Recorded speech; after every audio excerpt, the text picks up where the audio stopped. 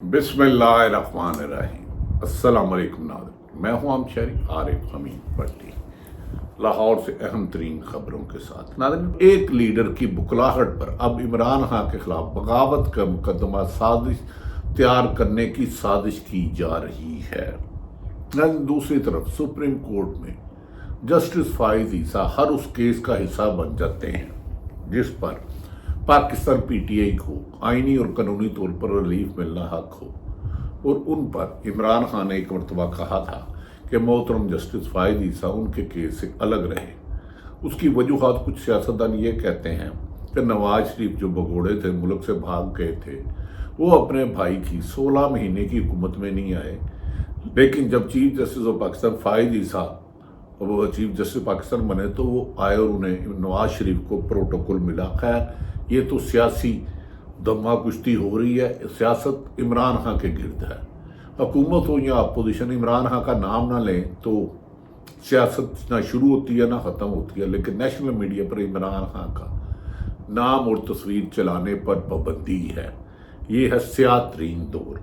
नाज़रीन, आजकल हर काम अदलिया पे जा रहा है क्योंकि अदारे शरीफ फैमिली के गुलामी तक आ चुके हैं।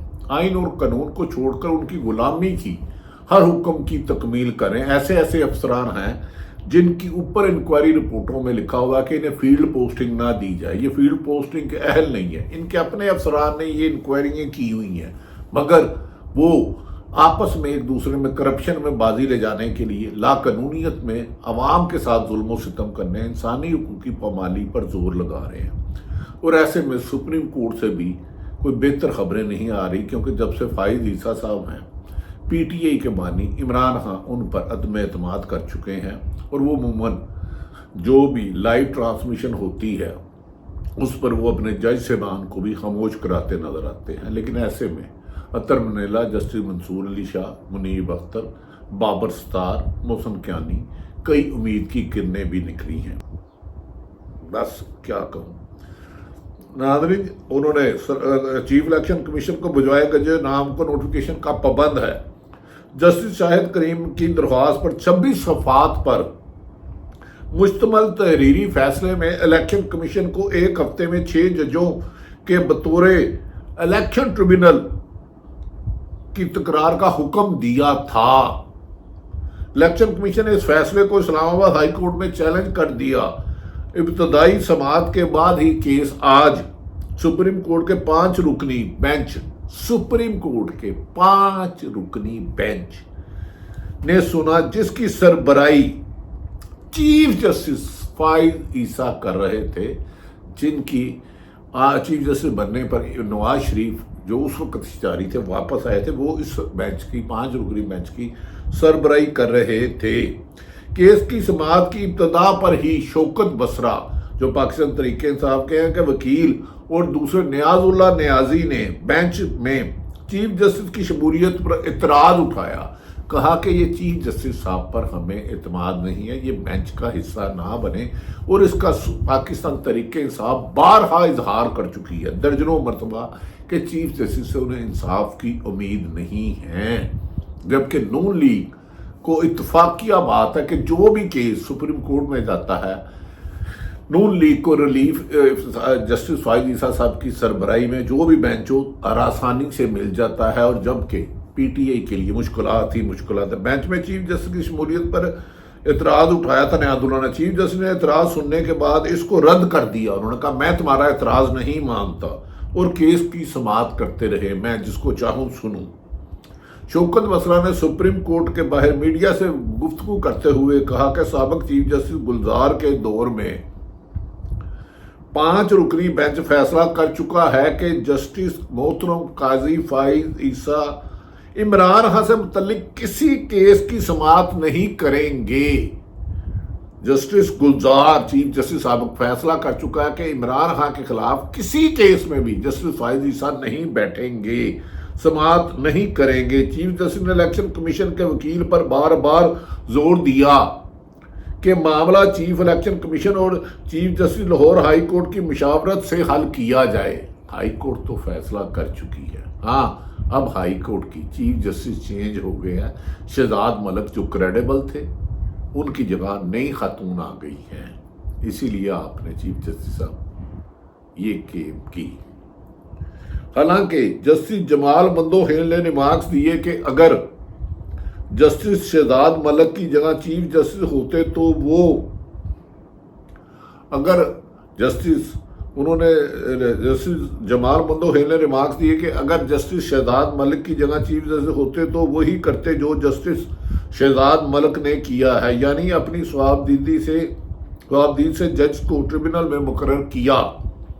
جسٹس عقیل عباسی نے ریمارکس دیے کہ سندھ میں جو نام انہوں نے بطور chief justice Sindh high court دیے تھے ان کا تکرار ہوا، الیکشن کمیشن نے پینل نہیں مانگا تھا۔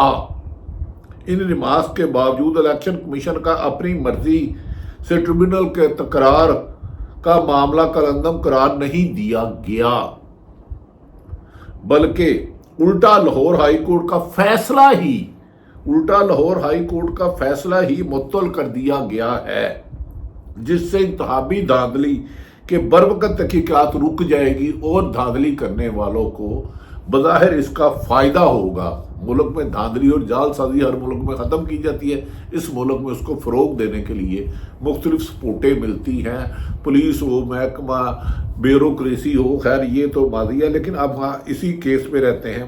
انہوں نے کہا الٹا ہائی کورٹ کا فیصلہ معطل کر دیا، انتخابی دھاندلی بروقت نہیں ہو پائے گی۔ یہ ریلیف الیکشن کمیشن اور فارم 47 کے لیے 47 کی حکومت کے لیے، یعنی کہ موجودہ حکومت جو فارم 45 میں ہار چکی تھی عوام کے ووٹوں سے اور جعل سازی سے جو 47 فارم بنایا تھا سلیکشن کمیشن، معافی الیکشن کمیشن، اس کے مطابق جیتی ہے۔ اصل تو الیکشن ہار چکی ہے اور پتن نے بھی اس کے بارے میں رپورٹ جاری کی ہے۔ حکومت نے سینٹ سے بھی ترمیم منظور کرا لینی ہے، جس کے بعد ریٹائرڈ جج کو ٹریبونل میں تعینات کا راستہ ہموار ہو جائے گا اور پھر انتخابی دھاندلی کی تحقیقات مزید کھٹائی میں پڑ جائے گی اور ریٹائرڈ جج وہ بھی من پسند لگائے جائیں گے جو نون لیگ کے قریب ہوں گے، یہ پی ٹی آئی کا کہنا ہے۔ مزید کھٹائی میں پڑ جائے گی۔ دوسری جانب پی ٹی آئی میں اختلافات ختم کروانے کے لیے دونوں گروپوں کی اڈیالہ جیل میں عمران خان سے ملاقات ہو گئی ہے اور پارٹی میں کسی نے واپس آنا ہے اور کس نے نہیں کی، کس نے کیا کردار ادا کرنا ہے، اس کا فیصلہ خود عمران خان کریں گے، جس کے بعد عمران خان کے خلاف ریومرز اڑانے والے دم توڑ گئے ہیں اور کہا جا رہا ہے کہ P T I Imran Khan کے بغیر نہیں ہے، جبکہ دوسری طرف دوسری طرف کہا جا رہا ہے کہ پی ٹی آئی پر پابندی لگانے کے لیے پنجاب حکومت نے جو بغاوت کا پرچہ درج کرنے کی کوشش کی ہے وہ جمہوریت کے خلاف ہے۔ پہلے ہی ایک ڈکٹیٹر ضیاء الحق ذوالفقار علی بھٹو کو، عوامی لیڈر کو پھانسی لگا چکا ہے اور پاکستان کے مقبول ترین لیڈر پر پابندی لگانا جاہلانہ اقدام ہوگا۔ پی ٹی آئی کے ترجمان نے کہا وہ پی ٹی آئی پر پابندی لگنے کی سازشوں کے بارے میں سن رہے ہیں، لیکن عوام اس کو تسلیم نہیں کرے گی، رد کر دے گی۔ پی ٹی آئی کے لیڈر ملک احمد خان اور دیگر رہنماؤں نے کہا اگر عمران خان پر جھوٹے مقدمہ درج کرنے کا سلسلہ نہ رکا تو پھر یاد رکھ لیں کہ مسلم لیگ نون کی حکومت نہیں چل پائے گی جو پہلے ہی بیساکھیوں کے سہارے ہے۔ اس پر انہوں نے کہا کہ ملک میں غلط سمت میں جا رہا ہے، انتقام لیا جا رہا ہے، مایوسی پھیل رہی ہے، ملک میں سب کچھ دیکھ کر اب تکلیف ہوتی ہے۔ عمران خان نے کہا ملک میں لا قانونیت کا بازار گرم ہے لیکن ہم پرامن احتجاج سے کریں گے۔ انہوں نے کہا جہاں پاکستان تحریک انصاف احتجاج کی کال دیتی ہے، دفعہ 144 لگا کے 780 دہشت گردی کے مقدمہ درج کر دیتے ہیں، یہ لوگ جمہوریت سے خائف ہیں۔ 100 دن کی مریم نواز کی کاراگری پر سخت تنقید کی جا رہی ہے کہ ٹک ٹاک کی اتنی تشریح پر اربوں روپے لگانا ملک کے کسی بھی لحاظ سے بہتر نہیں ہے، جبکہ انہوں نے کہا کہ اس دور میں پنجاب میں سب سے زیادہ کرپشن اور وفاق میں کابینہ کی پیپلز پارٹی اور نون لیگ کی لڑائی ہے۔ عمران خان نے کہا کہ وہ بہت جلد عوام کو بڑی خوشخبری دیں گے۔ ناظرین یہ وہ صورتحال ہے جس سے آپ کو آگاہ کیا۔ پاکستان کی بہتری کی دعا کرتے رہیں۔ پاکستان زندہ باد۔